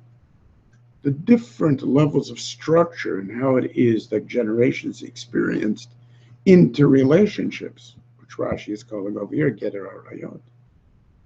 And the way that there is a deeper and deeper appreciation for existential realities, words for which didn't even exist in the West until the past few hundred years. So these developments are the only thing that will allow the real transition to Adam, because you're playing with an impossible situation when you start. You're playing with exactly the same hormones, the same body parts, and you're pretending to say that this is L'Shem Shemayim and that isn't. Obviously, it's going to cause problems. Where's the transition point? Where's the moment at which it becomes subsumed? That subsuming only occurs, really, in Malchus Mashiach and the giving over of David HaMelech and Avishai Gashonamis in terms of its sexual content. We're with Rus and Boaz and so on. And that's why it's so overtly sexual, because in the end, those are the areas which need to address exactly what Rashi is saying over here, that the Geder Ereva remarkably falls away there. It's completely explicitly sexual. What happened to the Geder Ereva? Why in the world does David HaMelech have to do that with Bathsheba? And so, I mean, the whole thing is crazy from the point of view of an undeveloped awareness of what that sense of Geder Ereva is. Right? That's exactly the point. You're always going to be more confused by the closer and closer you get to the resolution of where an issue has become totally subsumed, in which I'm not eating the spider because Tzivani HaKadosh Baruch Hu. That's how I experience not eating the spider. You know how long that takes? It takes as long as the phenomena that we call Olam Hazeh. That's how long it takes. In other words, that transition takes the entire time until we are prepared to go back to Gan Eden. That's how long it takes. There's always some issue left. And again, as the Gemara explains, that issue is always sexual. Because even Yishai Avi David, the problem is, why was he sleeping with my mother? As David says, Avivi mi azavuni. Do you understand why two human beings who are tzaddikim geburim, this is the Medrash puts, afil chasidim b'chasidim, they finish their intercourse, and daddy turns one way and mommy turns the other way. Now, does that make sense? So what was keeping them together? Hormones? So it's all the same. Ultimately, it's all the same. That's called Be'it Yoshon Nachash, amazingly. So that means that kilkul still, as long as that's there, even if it's Yishai Avi David, it becomes Avivi mi azavuni. So what kind of world is it where parents let go of their children? We understand that if a parent will take a baby and put it in the garbage pail, that they have to be arrested. But we do not understand that a father who deposits his DNA into an incubator, that if he turns aside and says, okay, bye-bye, that's exactly the same thing. That's what David is saying. What kind of world is this? So we haven't matured sufficiently to understand where that starts. This is good. It's still Eat Yoshel Nachash. And that's exactly why he's still not clear of death. But that means that it takes the entire period of human development to change in this dark. So what it is that the Rabbeinu Bachya is talking about is the ultimate sense of achievement. And that's the segula is that ultimate segula. L'yom Hashan Yoseh segula. For the achievement of what the entire world was for. To take these ridiculous animals that came out of nothing but the random requirements of joining together competitively, each being interested in nothing but themselves, and to turn that into an organism which is capable of actually creating in exactly the same point of view in which HaKadosh Baruch Hu created. That's astounding. That is Yochel Kamoni, literally. Yochel Kamoni. Maybe that's the minimal demand. Talmud Lomar, Yikadosh Ani Hashem.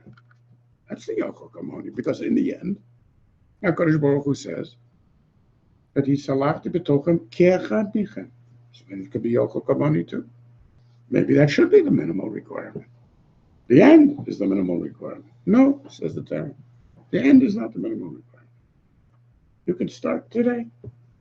There's a completely different sense of meaning to what you're engaged in. I mean, this is like a cosmic mission that you're on. Everybody's attempt to get closer and closer to this darga and presenting the next generation with a continued narrative of that darga is the most important thing that could possibly be imagined. And the most hated thing, as Rabbeinu Bachir points out. And the most hated thing. From the individualist. Yeah, and your children will hate you for it. That's the Veheshiv Leiva V'Sel Banim. Exactly. Banim Avosah. That's what is that going to Pesach? Pesach? Yeah. We were talking about it before when we tried to bring a little bit of Torah onto the Zivchei Mesim thing. But it's a beautiful end to the whole Pesach experience. That is the nature of freedom. And that's the nature of that ongoing narrative. And that's the nature of B'chol Dor V'Dor, that continued search. What's that beautiful song that about love? You mean love song? Gordon like. Oh, love like which one? Yeah, love. So the thing about he understands that love is about That's freedom. not Gordon. That's What's not he gonna Gordon. like? That's that Elton John said. Elton John sings. Yeah. Yeah. Which song? It's called. It's on the Tumbleweed Connection album. It's called Love Song. Creative. Creative. What do you mean? Creative. Like the title. But of the song. but what does it bring? It brings tshuva. It's the only way you'll be free. It's the hardest thing in the world to drop your own control of things. Amazing. The lyrics are malicious. Yeah. And all of these in Yonah. Got that. You have the lyrics? Yeah. Bad. Oh, where should I start? Well, I know them by heart. Oh, okay. So draw it. Sing it. The words I have to say, they may be simple, but they're true. Until you give your love, there's nothing more to do. Love is the opening door. Love is what we came here for. No one can offer you more. Do you know what I mean? Have your eyes really seen? You say it's very hard to leave a life Behind. the life you knew. There's no other way. Now it's really up to you. Again, love is the key we must turn. key must turn to Truth is the flame we must burn. Freedom, the lesson we must learn. Do you know what I mean? Freedom. Wow. Have It's your eyes unbelievable. really seen? Every last element. It's amazing. That's it. That's it. But you tell this to someone. This is what you got to sing to somebody coming into yeshiva. Seriously, this is what it's about. This is the door. This is the key. You want to leave things behind and start changing and growing and knowing something about these mitzvahs and what you're learning. What do you think it's about? It's amazing for people to take all of this and to turn it into this intellectual learning, And it's beyond belief. Complete and total perversion of everything that the Torah is telling you straight out. This is what it's about. You understand? So don't bother showing up if it's brachot. Can Rabbi translate this a little bit into the answer of the original question you started off with, which is we have this dichotomy between those who say better that you're tzaddik gamur or those who are. No, I'm not talking about that because they're the inyanim that the Rishonim or that the Achronim we're talking about over there is it could be a machloket. In other words, in terms of ultimate sachar. Remember that I really think it's not nogea the shir even, but in reality, what people do not take into consideration is that there are two completely different elements. A person could do something and be zeicher to an enormous chelik in olam haba. Right? Let's say Kedoshim. Nobody could be oimei b'mechitzas. Right? They gave up their life because they were accused. Somebody was good. They said we did it. So they safeguarded. I mean, that's great. How does that compare to someone who is a sholem and a tzaddik gamur or anybody who didn't have this particular opportunity? Right? So what do you mean? Nobody gets timid with chitzasam? It's true, because nobody is so rich. Okay, well, what do you do with those riches? Remember, those are two completely different issues. You could be a dog, so to speak, and have an enormous chelik in olam haba, just like you can be a dog in olam hazeh. And you can have inherited some crazy heiress that had nobody to give her money to except the dog.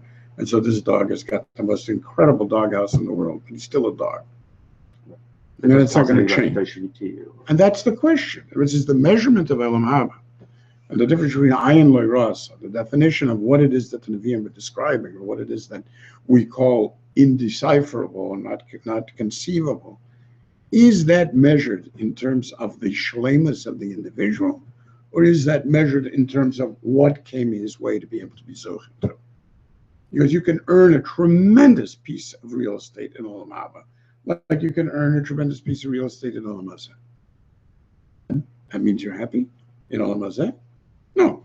It means you were never zocheh to one goddamn thing in your whole life. You hated every minute of it. You never got along with anybody. You know, you had all of this money and everything. You committed suicide, and it was so miserable. You know? So what use is the unbelievable chilek? But that's true. That's true l'avdil in Olam Haba as well. So you're not a ben Olam Haba. So you have a big chilek in Olam. So what are you going to do with your big chilek in Olam Haba? Again, so these issues, I think, really don't have to do with the way they're understanding it. They have to do with something that's much more fundamental. Fine. But that's not our issue over here. Our issue over here is to try to get to the bottom of what it is that the Torah wants us to see as the meaning of why it is we're getting into this brace of our. And is there anything about Kedoshim that is, or in the shir that I was talking about, that speaks to the process of getting towards Kedoshim to you? Because we're talking about the ultimate goal here of being Kedoshim to you, which we're saying is really kind of impossible. I think that the difference between the Rambam and the Rabbeinu Bachya is very much this difference. You know? Because the Rambam is much more in terms of the process.